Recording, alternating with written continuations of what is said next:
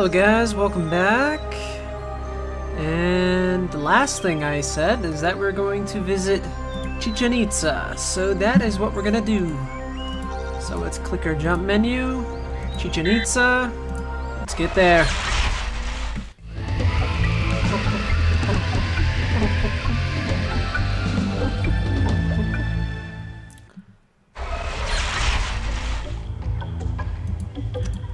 Now, Chichen Itza is it's actually the area or the city or whatever. But the temple we're on, I believe, is called El Castillo. That huge pyramid is the Castillo. It's dedicated to Kukulkan, who was the Mayan equivalent of the Aztec serpent god Quetzalcoatl. The structure behind it is the Temple of the Warriors. Okay, so correction, we're not on El Castillo. That over there is El Castillo. An interesting thing about El Castillo is that it was built on top of a smaller, older pyramid. In fact, some of the other Mayan pyramids have been built over the previous pyramid as many as 6 times, with the old temple still remaining underneath. I would guess that we're standing on the High Priest's grave pyramid. Historians have theorized that before it was a tomb, it was used for some other ceremonial purpose. Alright. I think this relief is depicting a lower priest or supplicant of the priesthood making an offering to the water god. Now, if I'm not mistaken, that symbol represents a cave inside a mountain. The Toltecs believed that the underworld was entered through a cave. This is the cave inside a mountain, pretty much. Alright, and there's some text up here, actually. Those are Mayan hieroglyphs. They had a pretty sophisticated pictograph writing system. Unfortunately, my Mayan's a little rusty right now. Your mind's a little rusty? Why don't we get our translate biochip? Libations must be made to the lords of the night to gain passage into the realms of the underworld.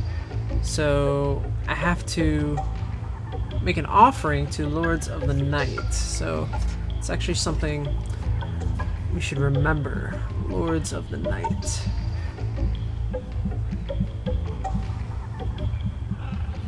And we're gonna walk around this wall and gather all the information we can that can be gleaned off of it. Alright, so there's El Castillo, and just have Arthur out just for fun.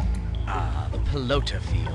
The Maya played a game which was kind of a cross between basketball and soccer. Without using their hands or feet, they'd have to knock a hard rubber ball through a slightly larger stone hoop as high as 30 feet off the ground.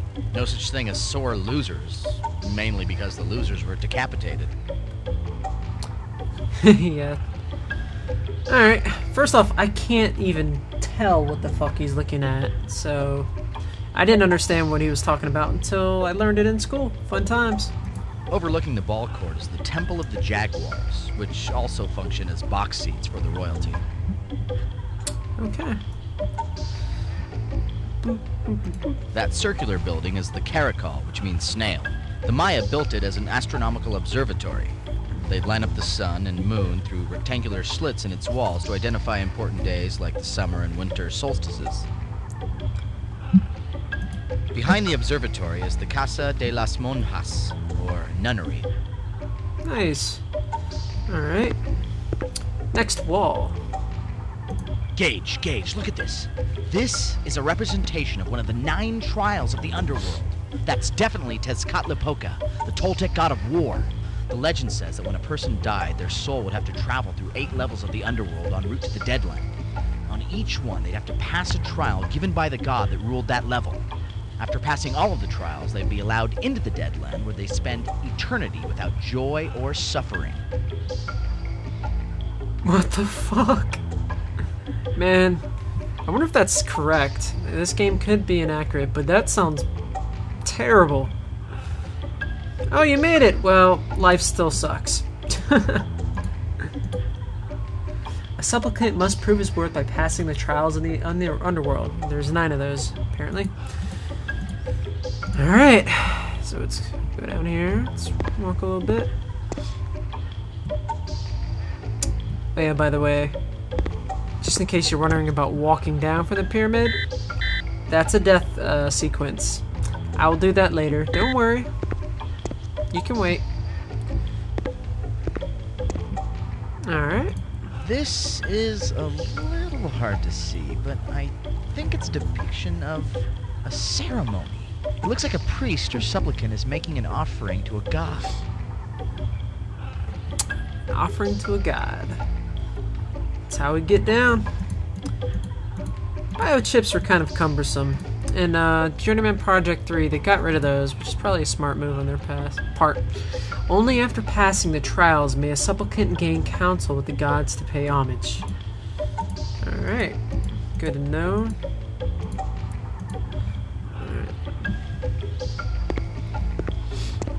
Oh, comments. That square building over there is the Casa Colorada. Historians believe it was the house of the high priest. Okay. Fun times. That's a chalk mold. They were pretty common in Chichen Itza. Generally, if you wanted to be accepted by the gods, you'd place an offering in the chalk mule's hands. I've only seen pictures of them facing away from the temple, though. I wonder why this one's facing inward. Ooh, the plot thickens. Alright, no comment there. If there's nope, no lettering up there. Alright, let's walk on in here. This is a Mayan ceremonial calendar. The larger disc has 20 month names inscribed in it, and the smaller one numbers the days. When they're spun, they make a month-day combination where they meet. If you do the math, that's 260 different combinations, each of which represent a day of the ceremonial year. Okay. Historians think that certain days of the ceremonial year were reserved for honoring the gods with human sacrifices, bloodletting, and other fun rainy day activities. Fun. Hey, what can you say? I guess the Mayans can be summed up with one simple word. Fun. Oh, man. This looks like an ordainment ceremony. Ooh. That guy with his head lowered is probably a supplicant to the priesthood who's just passed his rite of initiation. Well, good for him. It seems like these scenes are showing ceremonies that take place in this temple. It was destroyed long before anyone had a chance to record any of these murals, so we're the very first ones to see what it might have been used for. Well, in present, future time. Now, I'm gonna pick that up, don't worry. The blue stuff in the bowl is called palm. It's a kind of incense. The Maya used it as an offering to the gods. And now I have a ceramic bowl. There is a blue substance inside this boldly painted ceramic tripod bowl. Cool. Alright. Considering that the priests are wearing their best jaguar hides, I'd say this scene is depicting a pretty important religious ceremony. This is a list of some sort. I'm not sure what it represents, but each column seems to end with a date. Well, if you notice that there's 9 of those, and there's 9 trials of the underworld, I mean, you put 2 and 2 together, there you go.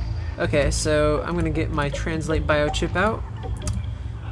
And, Goddess of Birth, God of Rain, Goddess of Purification, God of Maize, God of Wealth, Goddess of Earth, wait, what? Birth, okay, I said Earth earlier. God of War, God of Fire, God of Death. Alright, so let's write down some of these, I guess. God of Death.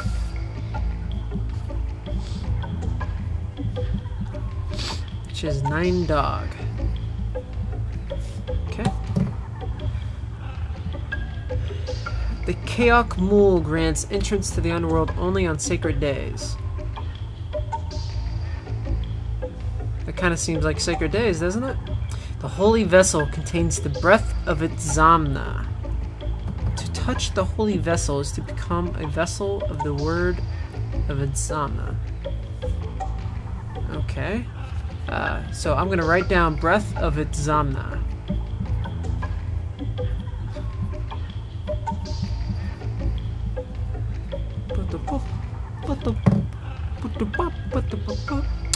Homage must be paid to the 4 lords of the night before the layman is allowed to touch the holy vessel of ordainment. 4 Lords of the Night. Okay. Okay, so now let's go look at this. For a tree. Ah, there you go. So, let's wait till we get... I wrote down 9 dog, so we'll wait till we get to dog. Okay, 4 dog. And so we probably want to... I think this way is faster. There we go, 9 dog. So, we set up the calendar for 9 dog, so on a holy day, you're allowed entrance. And you pay homage with the chalk mole. So what I'm going to do is first I'm going to save, because I might die. So, I'm going to date these now. So, same day, different recording session. Here you go. And I'll tell you what, first I'm going to show you what walking down the steps does.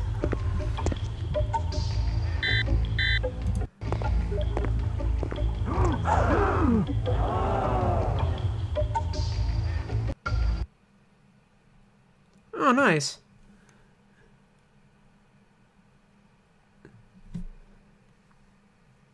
The natives immediately dropped to their knees in homage to the god that came from the pyramid.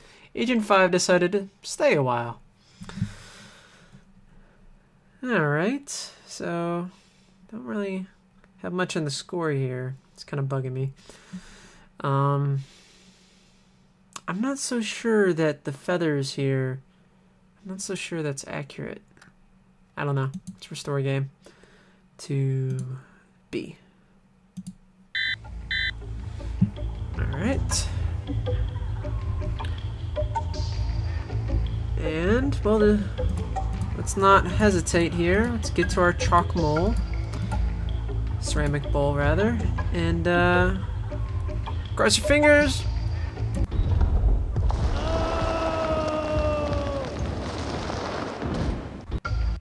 Oh! I died. Alright.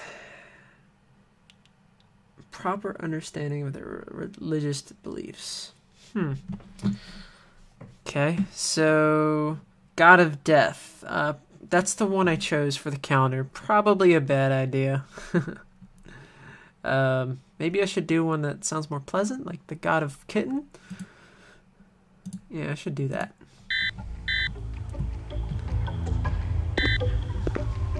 Okay, so let's have a... Dang it. Translate, activate. Let's do Goddess of Birth?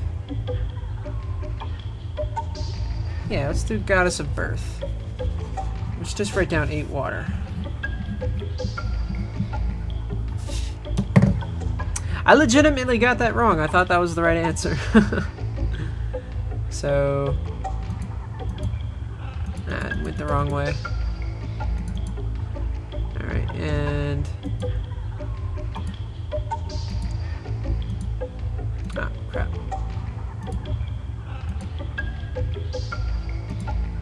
There we go, 8 water. Hopefully this one works. Okay, I'm pretty sure I got it right. I have the chalk mole. Okay, alright. Alright, now let's pull out our ceramic bowl again.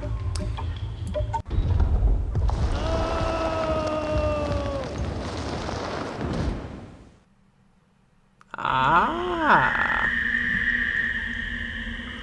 When I was a kid, this sound fucking terrified me. I couldn't play this part. It fucking terrified me. Oh, cool. Oh, sweet, and grab a head. I already knew that, but... So... That's the way I came up, right? Anyways, let's pull out the Arthur. The Arthur. Alright. I knew that archaeologists found a series of natural caverns underneath this pyramid, but I don't think anyone's ever been able to figure out what they were used for. The Maya believe that the underworld was entered through a cave, so it's a good bet that that's what this place represented to them. Judging from what we've seen, I'd say that this is some sort of proving grounds, probably for supplicants to the priesthood. And considering that their word for the underworld was Sibalba, which literally means place of fright. fright. I'll bet this was no fun house. I thought you said the Mayans could be described in one word. Fun. That skeleton isn't exactly fresh.